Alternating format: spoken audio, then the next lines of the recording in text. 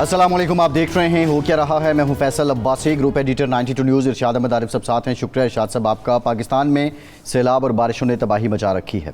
कराची में जो बारिश हुई है गुज़श्ता रोज़, उसके बाद पूरे शहर का निज़ाम चौक हुआ है।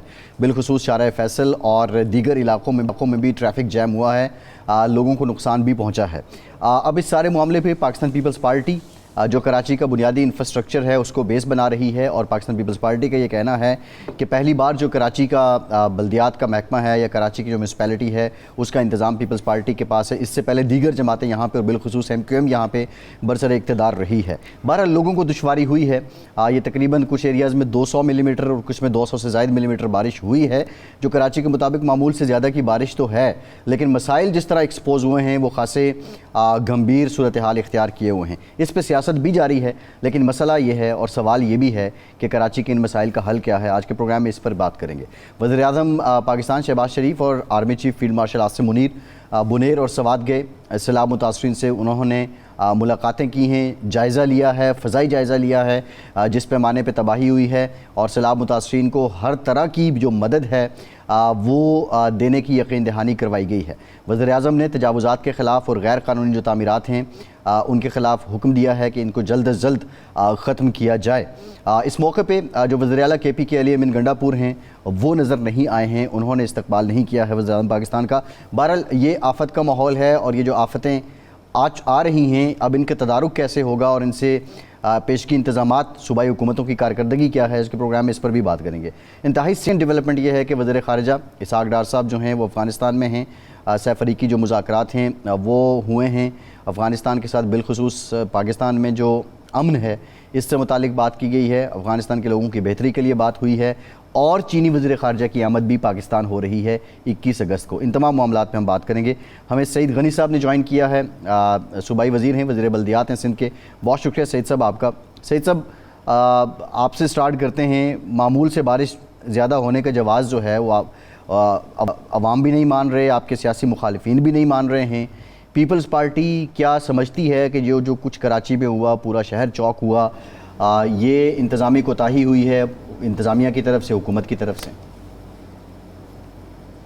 सर बहुत बहुत शुक्रिया आपका। देखें, ये तो बड़ा एक स्वीपिंग सा स्टेटमेंट है कि अवाम भी नहीं मान रहे हैं। मुमकिन है बहुत सारे लोग बात को तस्लीम भी कर रहे हों, चूँकि उन्होंने खुद सामना किया है और देखा है कि कितनी बारिश हुई है। बाकी जो हमारे सियासी मुखालिफिन हैं उनके लिए तो हमेशा कहता हूँ सोने की वजह तो वो उनसे कीड़ी निकालेंगे, और उनका काम है, हमें उसका खैर बुरा भी नहीं मानना चाहिए। आपने खुद कहा कि मामूल से ज़्यादा बारिश हुई, और मामूल से ज़्यादा बारिश अभी पिछले दिनों अगर रावलपिंडी में हुई, वहाँ क्या सूरत हाल हुई वो भी आपने यकीनन देखी होगी। लाहौर में हुई, पंजाब के दीगर शहरों में हुई, और अगर GB की, कश्मीर की और KPK में जो कुछ हुआ क्लाइमेट चेंज की बिना पर जो जिन हादसा का उनको सामना करना पड़ा, वो तो बहुत ही हौलनाक और भयानक किस्म के वाक़यात वहाँ हुए। हम सब इसका निशाना बन रहे हैं, जो क्लाइमेट चेंज की जिसकी बिना पर तब्दीली आ रही है मौसमी, और पूरी दुनिया इसका शिकार हो रही है। कराची में माजी में भी बारिशें ज़्यादा हुई और तकालीफ का सामना लोगों को करना पड़ा, लेकिन ये कराची दुनिया का कोई वाहिद शहर नहीं है जहाँ पर अगर ज़्यादा बारिश हो जाए तो लोगों को तकलीफ का सामना करना पड़ता है। मैं जो हमारे जैसे ममालिक हैं उनको तो अब छोड़ दें, जो बहुत ज़्यादा तरक्की याफ्ता ममालिक हैं, जिनके पास टेक्नोलॉजी ज़्यादा है, उनके पास उनका जो निज़ाम और नस्क हमसे बहुत ज़्यादा बेहतर है। न्यूयॉर्क में भी ज़्यादा पुरानी बात नहीं है, 2-3 हफ्ते हुए हैं वहाँ बारिशें हुई, यही सूरत हाल देखने में आई। वहाँ उससे कुछ अर्सा पहले ह्यूस्टन में, टेक्सास के कुछ और इलाके में हुआ, वहाँ ये सूरत हाल रही। चाइना में हुआ, ये सूरत हाल रही। पेरिस में हुआ है, स्पेन के कुछ शहरों में हुआ, और दुबई जैसे मैं समझता हूँ दुनिया के वो सबसे ज़्यादा तरक्की याफ्ता शहरों में उसका शुमार होता होगा। वहाँ जो कुछ हुआ वो तबाही कभी दुनिया ने नहीं देखी थी, लेकिन वो भी वहाँ पे हुई। तो अब अगर ऐसे बड़े बड़े शहर जिनके पास वसाइल भी हैं, जिनके पास टेक्नोलॉजी भी है, जिनके पास माहिरीन भी हैं, अगर वो भी अल्लाह के सामने नौज़ुबिल्लाह कोई नहीं खड़ा होता तो वो कैसे खड़े हो सकते? वो भी नहीं खड़े हो सके, और उनके शहरों में भी तबाही आई। तो अगर कराची में बारिश ज़्यादा होगी तो ये हम बिल्कुल क्यों तसव्वुर कर लेते हैं कि यहाँ कुछ भी नहीं होगा और सड़क पे पानी भी नहीं ठहरेगा और ट्रैफिक भी जाम नहीं होगा और घर के अंदर पानी भी नहीं जाएगा। ये मुमकिन नहीं है। अगर कोई ये तवक्को करता है, ये तसव्वुर करता है, तो कोई करता रहे। हम बतौर हुकूमत जब ये बारिश की फोरकास्ट हुई थी, हमें उस वक्त भी अंदाज़ा था कि अगर बारिशें एक मखसूस मिकदार से ज़्यादा हुई तो यकीनी तौर पर बावजूद हमारी बेतहाशा कोशिशों के हमें मसाइल का सामना करना पड़ेगा, और वो हमने सामना हुआ। लेकिन जो बुनियादी चीज है, देखिए आपने बताया है कि शारा फैसल बंद हो गई, ये मानता हूँ, शारा फैसल नहीं, पूरा शहर बंद हो गया था कल तो। मैं इस बात को तस्लीम करता हूँ, कराची की हर शारा पे प्रॉब्लम था और वहां पे ट्रैफिक जैम हुआ, लोगों को तकलीफ हुई। लेकिन जो हुकूमत की और इदारों की कारकर्दगी देखने का पैमाना होना चाहिए वो ये है कि बारिश बंद हो गई, उसके बाद कितने घंटों में हमने जो जिंदगी थी वो रिस्टोर कर दी। कल रात 10-11 बजे के करीब करीब शारा फैसल हमने काफी हद तक जो है वो खोल दिया था। 1-2 स्पॉट्स फंसे थे और वो भी हमने कल सुबह तक जो है उसको, आज अर्ली सुबह तक वो भी थ्रू हो गए। मैं आज सुबह 9 बजे निकला और 9 बजे से लेके कोई 3-4 घंटे तक कराची के मुख्तलिफ डिस्ट्रिक्ट्स में मुख्तलिफ जो अहम मेन शाराएं हैं जिसको लोग काउंट करते हैं, जो लोग मीडिया पे दिखा रहे थे, मैं हर उस सड़क पे गया और तमाम की तमाम शाराएं जो हैं वो चल रही थी, वहाँ गाड़ियों की आमद-ओ-रफ्त जारी थी। ऐसे स्पॉट्स जरूर थे जहाँ पर कुछ पानी था, लेकिन इतना नहीं था कि वहाँ से गाड़ी ना गुजर सके। आप जो बात कर रहे हैं, सईद गनी साहब, आप दुरुस्त फरमा रहे हैं, ये कुदरती आफात जो होती हैं हर जगह होती हैं, हर जगह लोग मुकाबला भी करते हैं, मुश्किलात का शिकार भी होते हैं। 2020 में इतनी ही बारिशें हुई थी और बड़ी तबाही मची थी। उसकी रोशनी में कुछ इक़दामात ऐसे तो होने चाहिए थे कि इस दफ़ा एक है 2-3 घंटे के लिए शहर का बंद होना, यानी सड़कों का बंद होना। एक है कि ऐसी वाक़यात के आज तक गाड़ियां वहाँ की वहाँ खड़ी हुई थी, दोपहर तक छुट्टी किया जा रहा था, आपको आज छुट्टी करनी पड़ी। ये जो 20 में आपकी हुकूमत के दौर में ये कुछ हुआ था, तो उसके बाद कौन से ऐसे इक़दाम किए गए कि जिसकी वजह से आप समझते हैं कि उसमें और इस दफ़ा में फ़र्क पड़ा? लोगों को तो फ़र्क महसूस नहीं हुआ। जी मैं नहीं, अब देखिए मैं आपसे कर दूँ, बिल्कुल आप ठीक कह रहे हैं जी। 2020 में जो बारिशें हुई उस वक्त भी कुछ ऐसे इलाके थे कराची के जहाँ जो क्रॉनिक थे, जहाँ हमेशा हर बारिश में प्रॉब्लम्स होती थी, वहाँ ज़ाहिर है कि 2020 में बहुत ज़्यादा प्रॉब्लम्स हुई। हमने वहाँ पर बहुत सारी चीज़ें की हैं। अब ये जो नर्सरी का मकाम है जहाँ पर ये गाड़ियाँ बहुत ज़्यादा तैरती हुई नज़र आई, जहाँ पे ज़्यादा प्रॉब्लम हुआ, थोड़ा सा और जगह पे हुआ लेकिन शायद वो ज़्यादा हाईलाइट वो जो तस्वीरें मीडिया में दिखाई गई उसी मकाम की थी। अच्छा, नर्सरी से अगर कुछ लोग वाकिफ हों तो ये एक बिल्कुल प्याला नुमा जगह है। ये शारा फैसल में अगर आप मेट्रोपोल से एयरपोर्ट की तरफ जाते हैं, जब नर्सरी की तरफ जाएंगे तो आप डिप्रेशन में जाते हैं, ये थोड़ी सी सड़क के नीचे है। इसी तरह इसके लेफ्ट हैंड साइड पे जो आबादी है PCHS की, वो भी छोटी छोटी पहाड़ियां थी, वहाँ आबादियां, तो वहां से भी पानी सीधा यहाँ आता है, शारा फैसल से भी आता है, शारा कायदीन से भी आता है। और जब सारा पानी इकट्ठा होता है तो डेफिनेटली वो पानी गाड़ियों को डुबोता भी नुकसान पहुंचाता है। हमने यहाँ पर ड्रेन का बंदोबस्त किया और जो लोग वहाँ रहते हैं उन्हें पता है कि हमने कुछ वहाँ पे डेवलपमेंट पे काम किए थे, जिसकी वजह से निस्बत। अच्छा, इसकी राइट हैंड साइड पे एक गुलिस्तान ज़फ़र है जिसकी वीडियो 2020 में बेपनाह वायरल हुई थी और लोगों के घरों की छतों तक पानी था। वहाँ पर इस पर भी पानी आया होगा, लेकिन जाके चेक कर लीजिए कि वहाँ सूरत हाल बेहतर थी। वहीं PCHS का जो ब्लॉक 2 है वहाँ पे निस्बतन इस वक्त हालत बेहतर थी, वहाँ भी बेपनाह पानी आया था। उसके बाद आगे जो नाले हैं उन नालों पे हमने काफ़ी काम किया। यूसुफ बोर्ड का एक इलाका है, उसको हमने ठीक किया। स्टार गेट पे प्रॉब्लम्स होती थी, स्टार गेट पे अभी भी प्रॉब्लम, लेकिन वहाँ कुछ और वजूहत भी हैं। जो पानी शारा फैसल पे बारिश का जमा होता है उसको तो हम डिस्पोजल उसका कर देते हैं, लेकिन पुराना जो हमारा एयरपोर्ट है उसकी तरफ से सारा पानी जो है यहाँ छोड़ा जाता है। कुछ और हमारी आबादियां हैं, जाहिर है जब बारिशों में उनके यहाँ पानी होता है तो वो भी अपने पंप्स लगाते हैं और सारा पानी मेन रोड्स के ऊपर ड्रेन करना शुरू कर देते हैं। तो हमारा जो सिस्टम हमने बनाया था जो पानी वहाँ से निकालने का है वो तो काम करता है अपनी जगह पे, लेकिन जो एक बहुत बड़ी मिकदार में एक एडिशनल पानी जो है वहाँ पे मुसलसल आता रहता है, उसकी वजह से वहाँ प्रॉब्लम मजीद पैदा हो जाते हैं। आपने बिल्कुल ठीक कहा। और मैं ये कोई 5-6 मकामात हैं जो यूसुफ बोर्ड याद है, गुलिस्तान ज़फ़र याद है, नर्सरी की जगह याद है, स्टार गेट याद है, लेकिन इसके अलावा भी कुछ जगह हैं जहाँ पे हमने कुछ ना कुछ चेंजेस की और वहाँ पे निज़ाम को बेहतर किया है। लेकिन मैं फिर ये कहना चाहता हूँ कि हम जितना ठीक कर लें, जितनी बेहतरी लेकर आ जाएं, अगर बारिश में कोई ये तस्वर करता है कि सड़क पे पानी नहीं ठहरेगा तो ये किसी की राय हो सकती है, किसी का हो सकता है, लेकिन मेरा अपना एक्सपीरियंस, मेरी अपनी जो थोड़ा सा मेरा तजुर्बा है लोकल गवर्नमेंट के साथ। मैं समझता हूँ कि ये बिल्कुल ही एक अजीब सी सोच होगी, ये मुमकिन नहीं है। और कारकर्दगी हमारी ये थी कि इतनी सारी तबाही जो सारी दुनिया को आप लोगों ने दिखाई, मीडिया पे नजर आई, अगर हमारी सलाहियतें नहीं होती, हमारी तैयारी ना होती, तो शायद 4-5 घंटों के अंदर अंदर हम वो तमाम सड़कें खोल न देते, थ्रू न कर देते। और सही है, ठीक है। सुबह अच्छा, ये सईद साहब आप जो बात कर रहे हैं ठीक है, लेकिन हमने ये भी देखा कि फारूक सत्तार साहब रात भी पानी में डूबे हुए गाड़ी के बोनट पे बैठे हुए थे। गवर्नर साहब उनके हमरा फिर सुबह 5 बजे के करीब या 4 बजे के करीब उन्होंने एक मीडिया टॉक भी की है। अब इंतज़ामी मसला कह लें या मसला ना भी हो, एक पुराने देरीना मसाइल तो कराची के अंदर हैं। इससे पहले इक़्तिदार उनके पास था, अब आपके पास है। बुनियादी सवाल ये है कि क्या इन मसाइल को हल करने के लिए, बिलखुसूस म्यूनसिपैलिटी के इश्यूज़ हल करने के लिए अपोजिशन की जमातों के साथ भी आपकी कोई बातचीत है, उनसे कोई सबमिशन आप ले रहे हैं, या उनके पास ठोस जवाब हैं कि आप कुछ कर ही नहीं रहे? देखिए फैसल, इस वक्त भी कराची में जहाँ पीपल्स पार्टी का मेयर है, हमारे 25 में से 13 टाउन के चेयरमैन हैं, तो वहाँ 9 चेयरमैन जमात इस्लामी के हैं, 3 पीटीआई के भी हैं।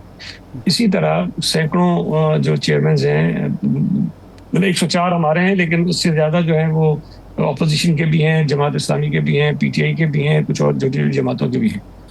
मैं ये समझता हूँ कि वो हम पर जितनी तनकीद करें, लेकिन मैं ये बात बरमला उसका एतराफ़ करता हूँ कि कल तमाम जो मुंतखब नुमाइंदे हैं बल्दियाती, जिनका ताल्लुक पीपल्स पार्टी से हो, जमात इस्लामी से हो, पीटीआई से हो या किसी और जमात से हो, सब ने मेहनत की है, काम किए हैं और कोशिश की है कि लोगों के मसाइल में वो कमी लाएं। और मैं समझता हूँ कि उन्होंने अपनी जिम्मेदारियां पूरी की हैं। अब जो सियासी जमातें हमारी मुखालफत करती हैं, ज़ाहिर है उनको कोई ना कोई चूरन बेचना है। और मैं कह रहा हूँ कि अगर हम सब भी ठीक करें ना, अगर कुछ भी ना हो रहा हो, तब भी इन्होंने कीड़े निकालने हैं, और वो हम ज़हनी तौर पर तैयार होते हैं, उनका हक है वो करते रहें। फारूक सत्तार साहब निकले, बार बार निकले, लेकिन मुझे खुशी होती कि जब वो रात को गए थे तो आज दोपहर में भी ज़रा उन्हीं सड़कों पर जाके चक्कर लगा लेते, ज़रा देख लेते कि क्या हालत है उसकी।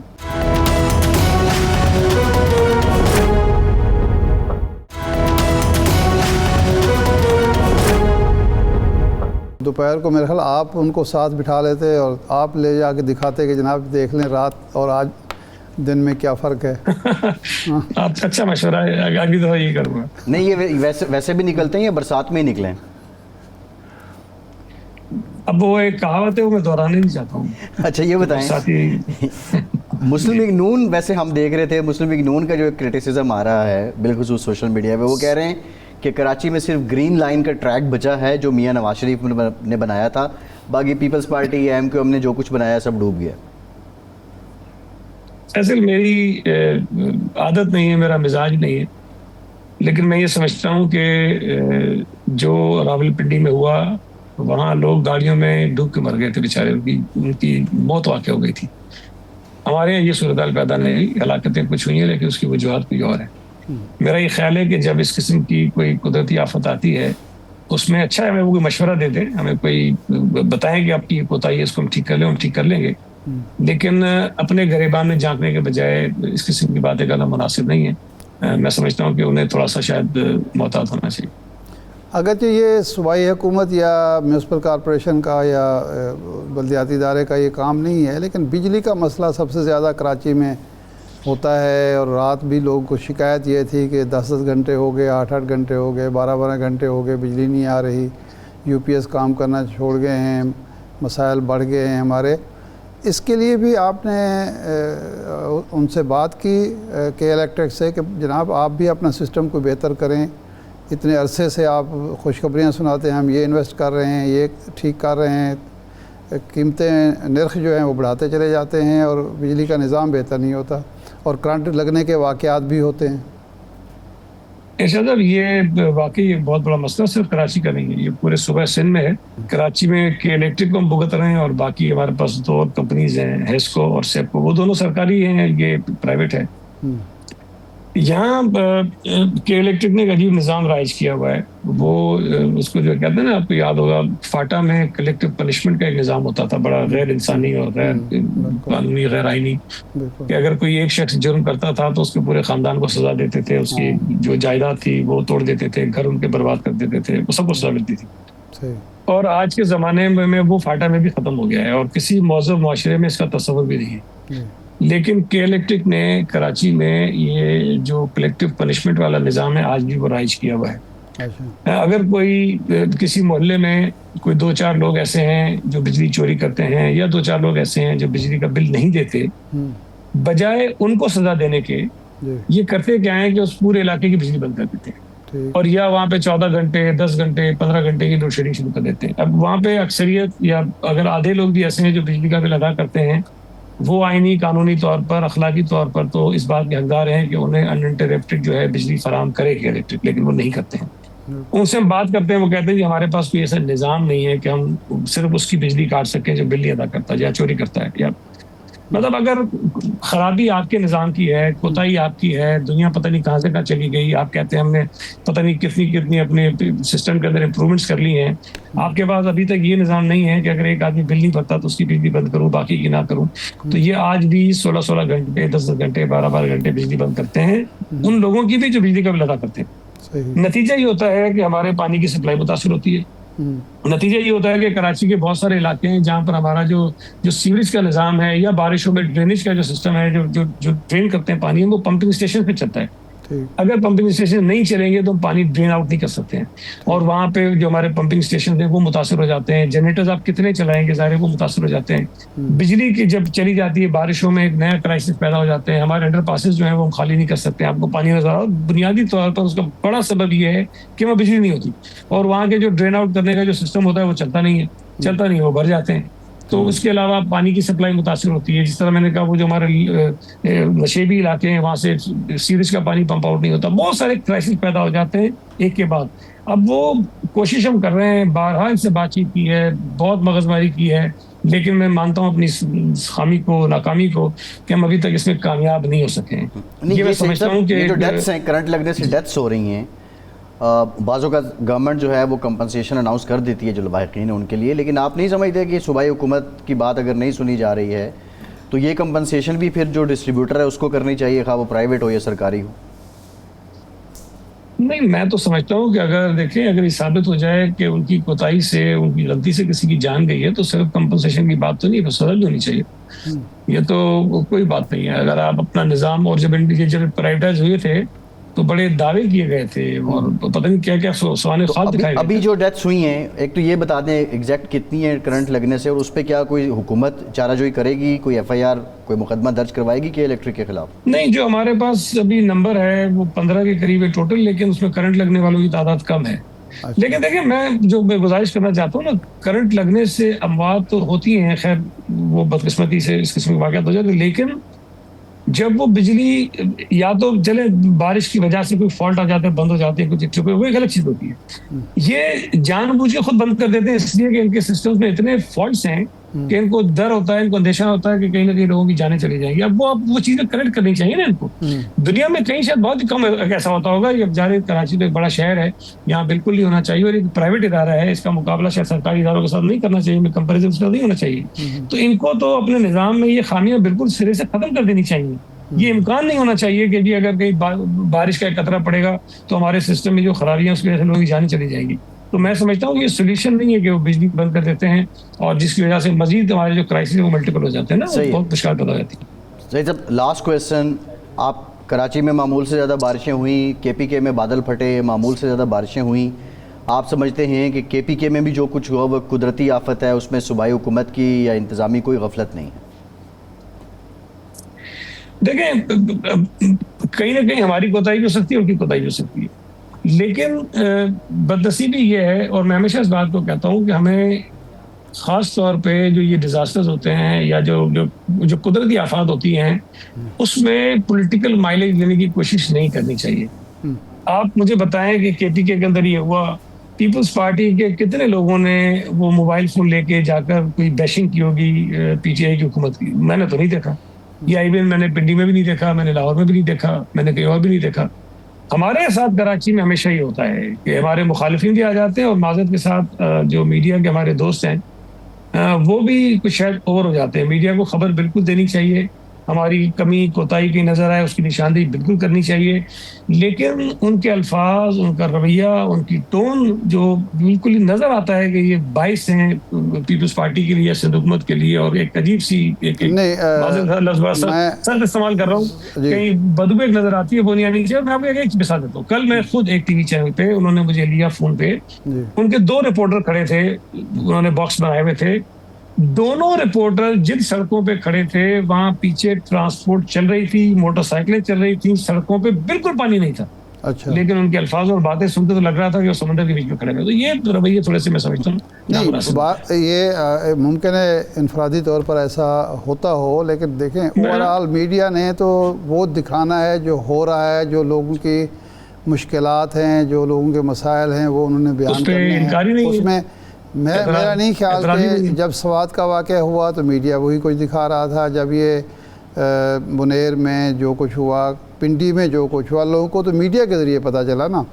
तो हुकूमत तो जो भी हो उसकी ख्वाहिश होती है कि किसी को कुछ पता ना चले, तो मीडिया ने ही दिखाना होता है और मीडिया ने ही बताना होता है कि ये कुछ हो रहा है।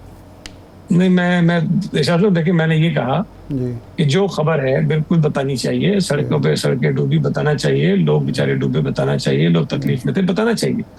लेकिन अगर आपके रिपोर्टर्स या आपके एंकर्स का रवैया ऐसा हो जाए जैसा जमात इस्लामी के हमारे मुखालिफिन का होता है, MQM के हमारे मुखालिफिन का होता है, या किसी और हमारे सियासी मुखालिफ का होता है, तो मैं समझता हूँ कि एक इंडिपेंडेंट रिपोर्टर में और हमारे सियासी मुखालिफ के रवैये में, उनके बातचीत करने के अंदाज में फ़र्क होना चाहिए। नहीं, ये बिल्कुल फ़र्क होना चाहिए, लेकिन ये भी तो बदकिस्मती की बात है कि हुकूमत कोई भी है, किसी की वो कहीं भी हो, अवाम बेचारे समझते हैं कि हमारी बात अगर कोई सुनता है और लोगों तक पहुंचाता है तो वो मीडिया है, और हुक्मरानों के कानून में भी उस वक्त हुक्मरानों तक भी वो बात, हुक्मरानों तक बात भी वो मीडिया ही पहुंचाता है। नहीं, आप हमारी आवाज भी आप ही है ना लोगों तक। मैं अब आपके थ्रू ही बात कर रहा हूँ, कि बहुत सारे लोग सुनेंगे मेरी आवाज, लेकिन मैं समझता हूँ कि थोड़ा सा खबर में और किसी और चीज में फर्क होना चाहिए। मेरा अपना नुक्ता नजर है, लोग इससे डिसएग्री कर सकते हैं, जो मैंने महसूस किया, इस बात से हम इत्तेफाक करते हैं कि बायस नहीं होना चाहिए। बिल्कुल जी, ठीक है, बहुत शुक्रिया सईद गनी साहब, बहुत शुक्रिया। आप एक ब्रेक के बाद वापस आते हैं।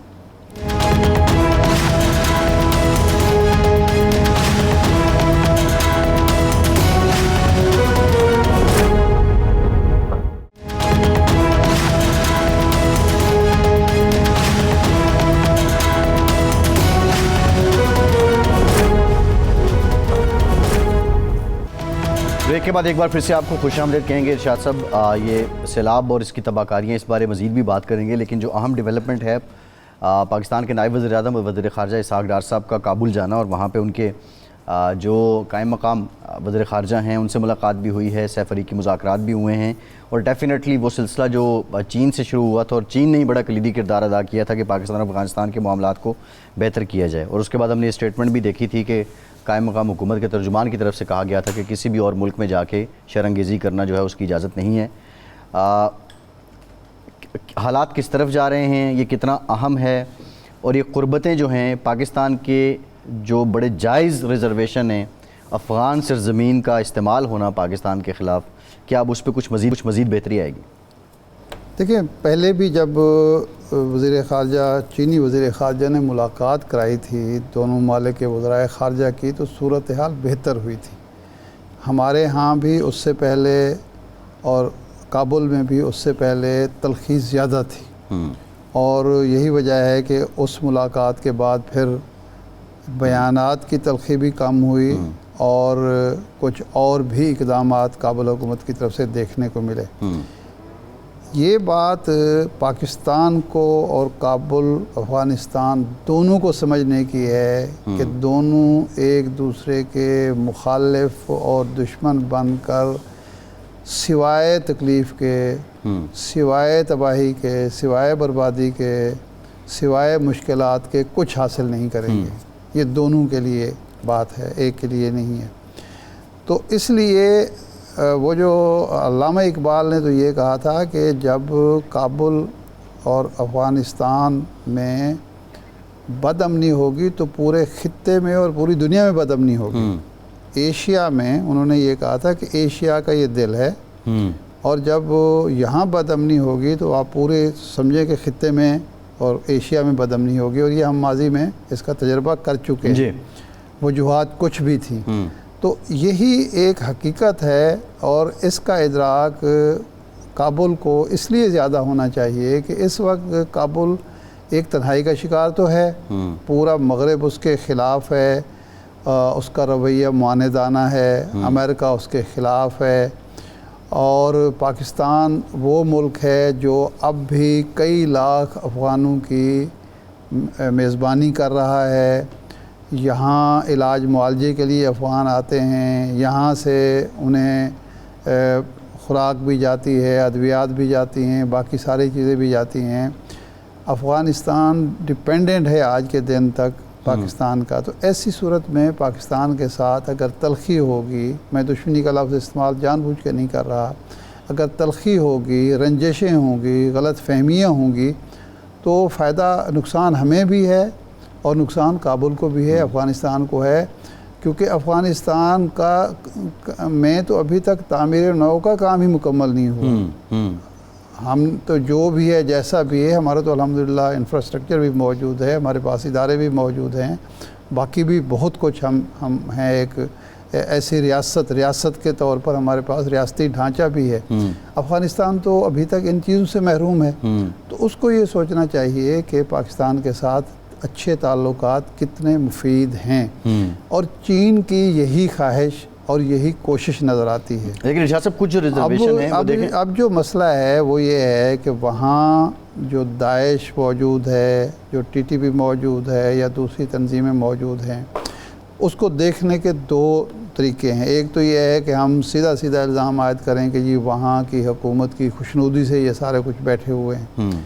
दूसरा ये है हमदर्दाना नुक्ता नज़र ये है कि जी वहाँ हुकूमत की रेट कमज़ोर है, हुकूमत चूँकि वहाँ रियासती ढांचा कमज़ोर है, रियासती निज़ाम अभी तक मुकम्मल तौर पर हावी नहीं है पूरे मुल्क पर, तो उसका वो फ़ायदा उठा रहे हैं। लेकिन इसमें इरशाद साहब ये चीज़ अगर ख़ुद अफ़गान हुकूमत भी कहे तो फिर हम उसकी मदद कर सकते हैं, हम साया उसकी मदद कर सकते हैं। उसमें पाकिस्तान मदद कर सकता है, उसमें चीन मदद कर सकता है, उसमें ईरान मदद कर सकता है, ताजिकिस्तान और उज़्बेकिस्तान मदद कर सकते हैं।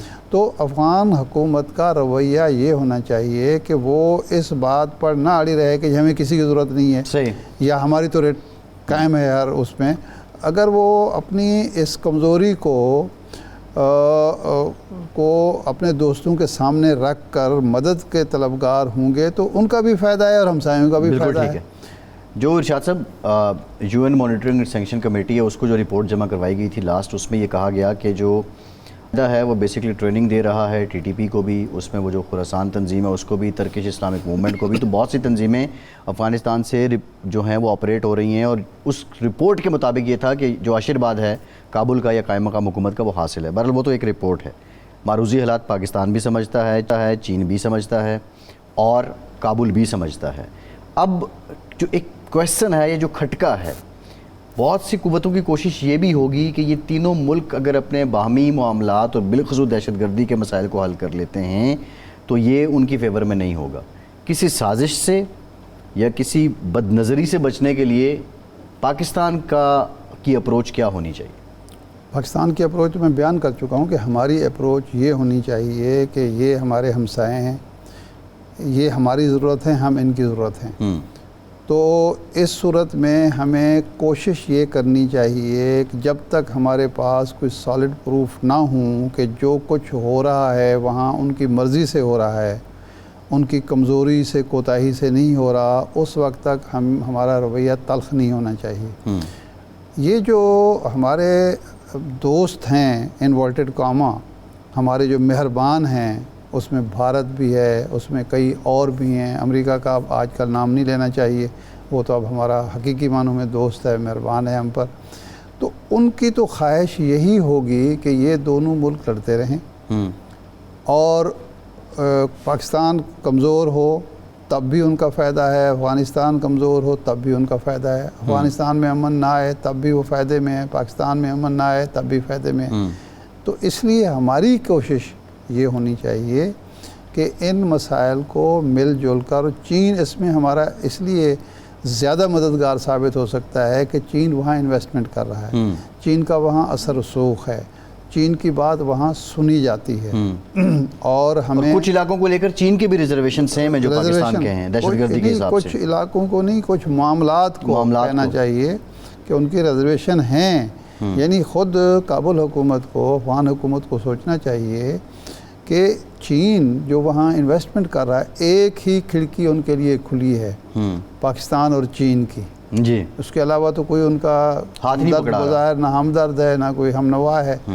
तो अगर उनकी रिजर्वेशन भी आप दूर नहीं करते तो आप अपना नुकसान कर रहे हैं। तो इसलिए माजी को भूल जाएं, आप उन तंजीमों को जो आपके लिए भी मसला है, ख़तरा है, हमारे लिए भी मसला है, चीन के लिए भी मसला है, और उसका फ़ायदा सरासर अफ़गानिस्तान के मुखालिफिन को है, किसी और को नहीं। सही है। तो उनको कंट्रोल करें। कितना बड़ा चैलेंज रहेगा तालिबान हुकूमत के लिए इरशाद साहब के दीगर कौमियतों को एज़ पर प्लान या दोहा मुज़ाकरात इन्होंने अभी तक हुकूमत में शामिल नहीं किया। तय तो ये होता कि कौमी हुकूमत होगी जिसमें जो शिमाली इलाके हैं उनकी नुमाइंदगी भी होगी, तालिबान के जो इलाके हैं उनकी भी नुमाइंदगी भी होगी।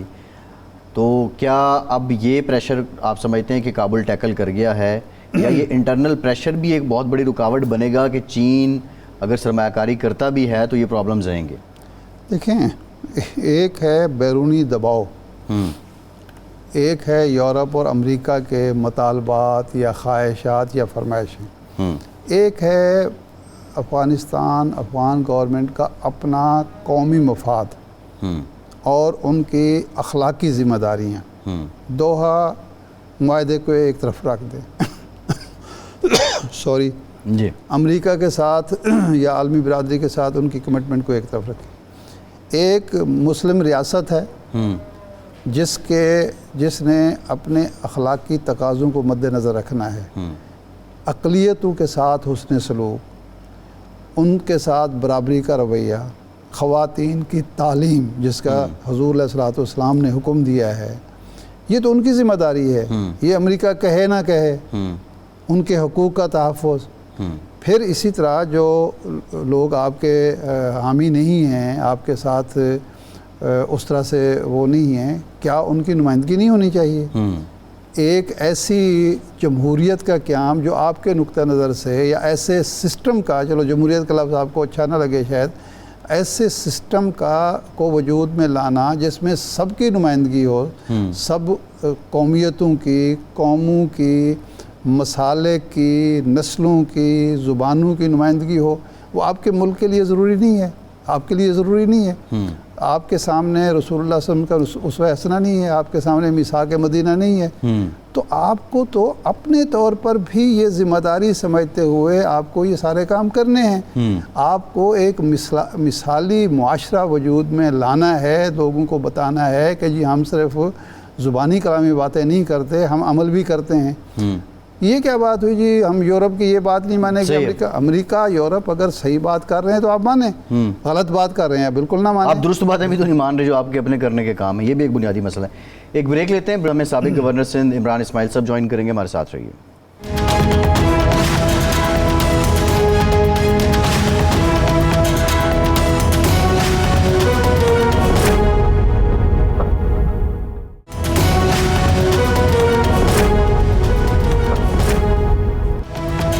ब्रेक के बाद एक बार फिर से आपका खैर मकदम करते हैं। हमें ज्वाइन किया है साबिक गवर्नर सिंध इमरान इस्माइल साहब ने। इमरान साहब बहुत शुक्रिया आपके वक्त का। इमरान साहब, जो मौजूदा गवर्नर है कामरान टिसोरी साहब, वो कहते हैं रात उन्होंने कहा मैं तो घुटनों पानी में हूँ।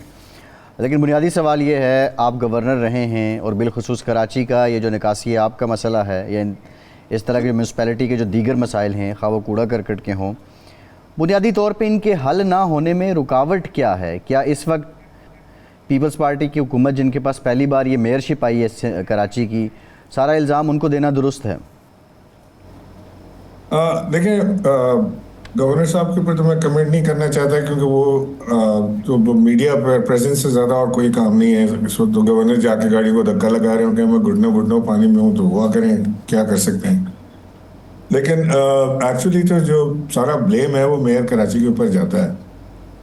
जब मुर्तज़ा वहाब मेयर बने थे तो मैंने उस वक्त ये सोचा कि हुआ तो ठीक नहीं है, क्योंकि इलेक्शन तो ये नहीं जीत के आए, ये तो जोर जबरदस्ती पे है।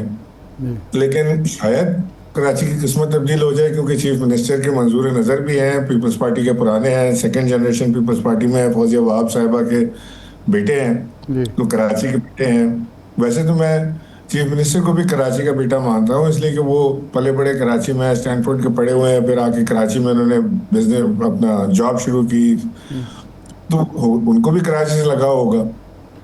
लेकिन ये कराची का अभी जो हमने हालात देखे हैं, कि इतना अरसा वो खुदा रहा कराची की, जी रेन बन रहे हैं, अरबों रुपए की चीज़ें हो रही हैं, कुछ भी नहीं हुआ। और कराची उसी तरह एक यतीम, लागर, बीमार, एक लाचार उसकी तस्वीर पे बना रहा, और लोग डूबते रहे, लोगों के अमलाक को नुकसान होता रहा, घरों के अंदर पानी आ गया, गाड़ियां डूब गई, करंट लगे, लोग मरे। वो सब उसी तरह हो रहा है जैसे हम आज से सदियों पहले देखते आए थे, कोई फर्क नहीं है। लिहाजा मैं अब इस नतीजे पर पहुंचा हूं कि ना मेयर साहब को कोई दिलचस्पी है कराची से, और ना ही सीएम साहब कोई दिलचस्पी कराची में रखते हैं। शायद उसकी वजह यह है कि पीपल्स पार्टी कराची से इलेक्शन नहीं जीतती, यहाँ से वोट नहीं उनको मिलता, तो वो इस पर तवज्जो भी नहीं देते।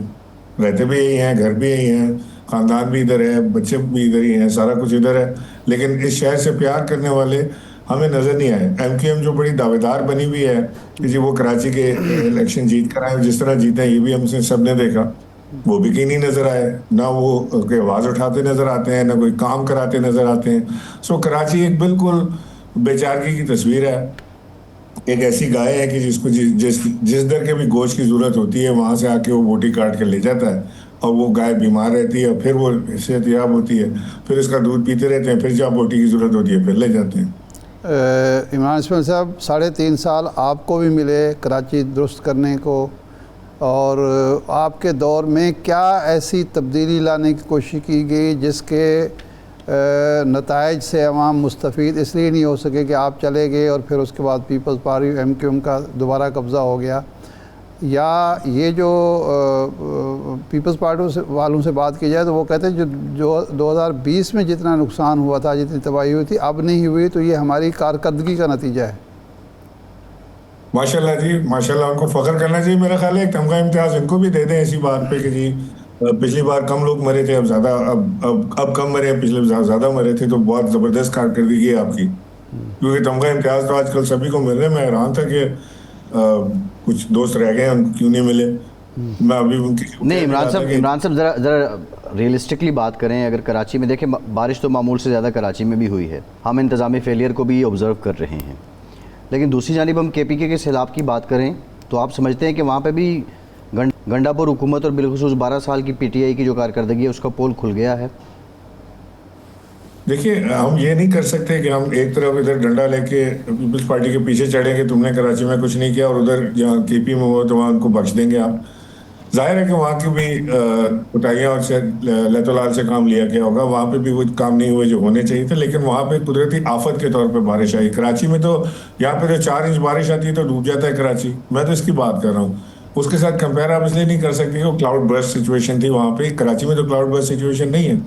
वहाँ पे तो मैं अभी भी आपसे कह रहा हूँ कि मैं उनको बरी ज़िम्मा नहीं कर रहा इस काम से। उनको जिस तरह से रेस्क्यू ऑपरेशन करना चाहिए था, या जिस तरह से उनको फोरकास्ट के ऊपर अमल करना चाहिए था, उन्होंने नहीं किया। लेकिन मैं तो अपने शहर का रोना रो रहा हूँ जी। हमारे शहर में क्या हो रहा है कि पाकिस्तान का सबसे बड़ा माशी हब है, उसके साथ क्या असर किया हुआ है। सड़कें आप यहाँ की देख लें, यहाँ के आप सोसाइटीज़ देख लें, यहाँ पे हर 3-4 किलोमीटर के बाद एक अथॉरिटी चेंज हो जाती है। 12-13 लोग कराची के ऊपर अथॉरिटी ज़िम्मेदारी रखते हैं। आप एयरपोर्ट से लेके मेट्रोपोल होटल तक एक ऑप्टिक फाइबर की वायर डालने के लिए आपको 14-15 डिफरेंट अथॉरिटी से आपको अप्रूवल चाहिए। कहीं पे मलेर कैंट आ जाता है, कहीं पे शाह फैसल बोर्ड आ जाता है, उसके बाद लियारी नदी का बाईपास लियारी अथॉरिटी आ जाती है, फिर केएमसी आ जाती है, फिर केडी आ जाती है, फिर फलां आ जाता है। रुकने का नाम ही नहीं लेते, लामतनाई सिलसिला है, क्यों इसको कर नहीं पाएंगे। ये तो इमरान साहब, ये तो पूरे पाकिस्तान में है कि कोई भी काम करें 17 NOCs आपको चाहिए होती हैं, ये तो खैर मसाइल हैं। अच्छा, दूसरी तरफ पॉलिटिक्स की बात करें, ख़बर ये आई कि महमूद अचकज़ई को इमरान खान ने अपोजिशन लीडर नामज़द कर दिया है। आप नहीं समझते कि ये अगर ऐसा है तो पीटीआई की जो दस्तयाब क़यादत है ये उसकी नाकामी है, और पार्टी के बानी चेयरमैन उस पर अदम एतमाद है, उस पर अदम एतमाद है, और बानी चेयरमैन जो हैं वो एक दूसरी पार्टी के सरबराह को और कोई इतना बड़ा वो उनका सीट्स भी नहीं है। एक सीट वाले को अपोजिशन लीडर नामजद कर रहे हैं। देखिए, एक तो ये कि महमूद खान अचकज़ई और मौलाना फजलुर रहमान दोनों का हमने जब हमारे पास जब हम पावर में थे, एक सियासी जमात की हैसियत से ऑपरेट कर रहे थे, तो हमने कभी कोई इनकी इज्जत वज़ाई में कमी नहीं छोड़ी। आप सब इस चीज़ के गवाह हैं। सही। आप उनको साथ में लाने की कोशिश कर रहे हैं। मैं समझता हूँ कि इमरान खान की तरफ से एक बहुत अच्छा मूव है कि वो महमूद खान अचकज़ई को उन्होंने ये टास्क दिया है, क्योंकि उनकी पार्टी में वाकई इस वक्त जो है अहमक जो है वो पार्टी चला रहे हैं, जो सियासी अहमक है। अच्छा। ना उनको सबका सरपैर का पता है। अच्छा, एक तो अहमक है ना, दूसरे जो अलग नस्ल है वो रले मिले हुए हैं अंदर से। वो सारे के सारे मिले हुए हैं, वहाँ से इंस्ट्रक्शंस लेते हैं, उसके बाद कोई घर बैठ जाता है, कोई सो जाता है, कोई जापान चला जाता है, कोई किधर चला जाता है।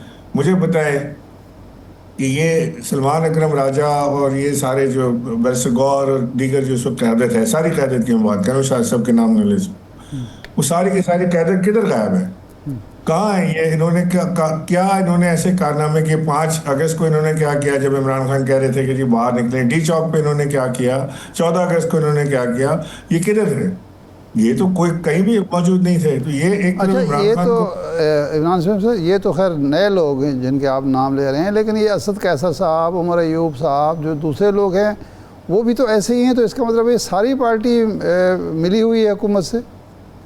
देखिए, असद कैसर को कोई डायरेक्ट रिस्पांसिबिलिटी दी नहीं गई इमरान खान साहब की तरफ से। ये वजह बेहतर वो जानते होंगे, लेकिन असद कैसर के पास कोई रिस्पांसिबिलिटी नहीं है। हालांकि मैं समझता हूँ असद कैसर है। उमर अयूब को तो फिर भी मैं इतना सियासी नहीं समझता जितना मैं जानता हूँ, लेकिन आतिफ खान है।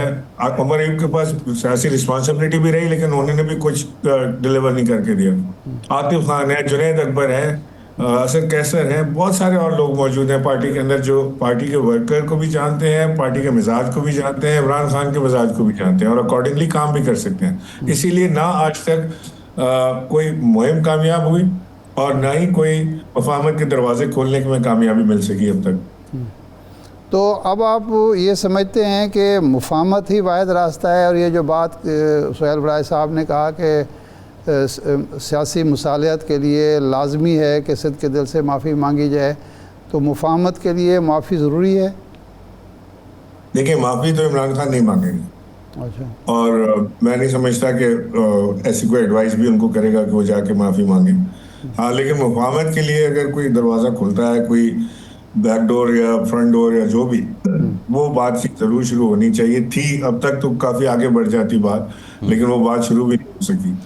अब मुझे नहीं लगता कि अभी मुफाहमत का कोई रास्ता फ़िलहाल मुझे नज़र नहीं आता, ना ही कोई इस तरफ से कोई ऐसी कोशिश नज़र आ रही है। दोनों तरफ से बड़ी सख्ती नज़र आ रही है, दोनों तरफ नरमी की ज़रूरत है।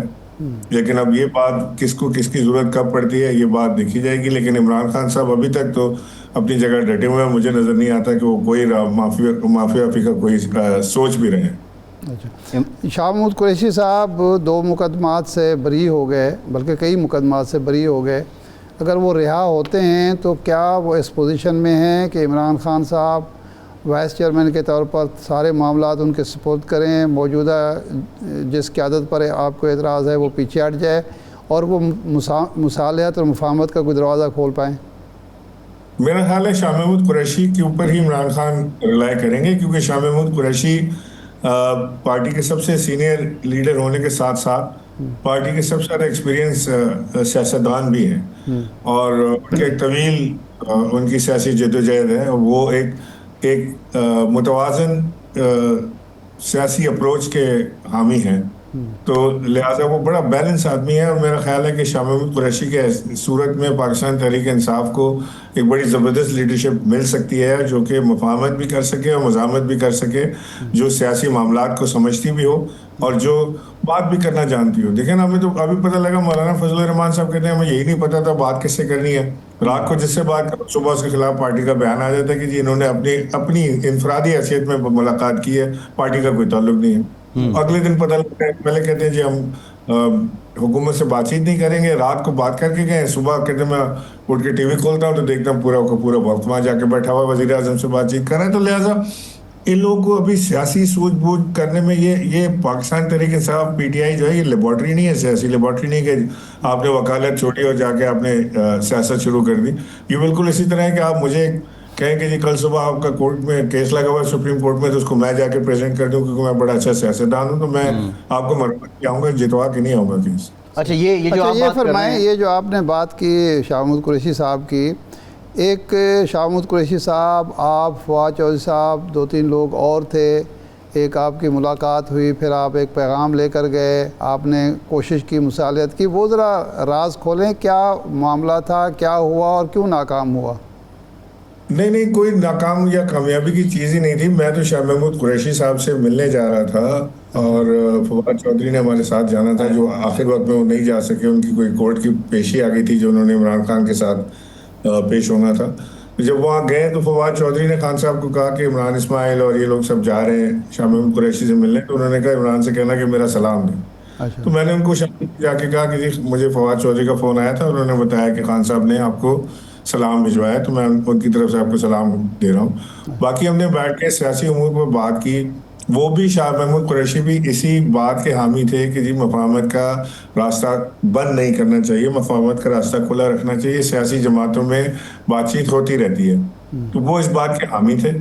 वो उनको इस बात का दुख था कि पार्टी में उनको उस तरह से पजीराई नहीं मिलती, या लोग तहरीक इंसाफ का जो लीडरशिप है वो उन्हें अपना नहीं मानती, क्योंकि ना कभी उनका जिक्र होता है, न कि तकरीरों में, न किसी सियासी असीरों में उनका नाम आता है।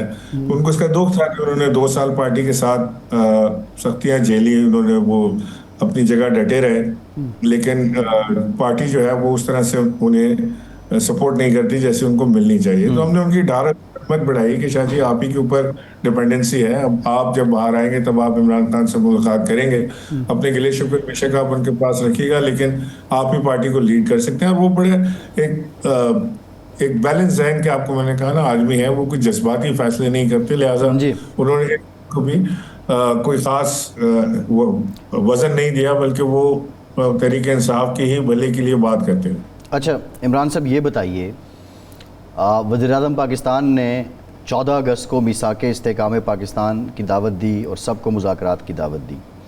आज की डेवलपमेंट ये है कि प्राइम मिनिस्टर जाते हैं सवात और बोनेर में, उनके साथ फील्ड मार्शल भी हैं, और सीएम वहाँ नहीं आते, उनका इस्तकबाल नहीं करते या उनको रिसीव नहीं करते।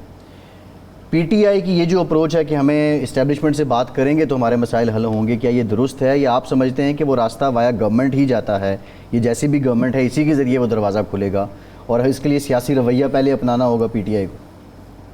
देखिए, आज अगर प्राइम मिनिस्टर और फील्ड मार्शल वहाँ पर गए थे तो सीएम को ज़रूर जाना चाहिए था, क्योंकि उनको जाके उनको हालात से आगाह करना चाहिए था और सारी चीज़ें बतानी चाहिए थी। बहरहाल ये उनका अपना फैसला है, लेकिन तहरीक इंसाफ का बार बार हुकूमत के साथ मुज़ाकरात ना करना और इस्टेब्लिशमेंट के साथ मुज़ाकरात करने की जो ख्वाहिश है वो अब तक तो पूरी होती नज़र नहीं आई।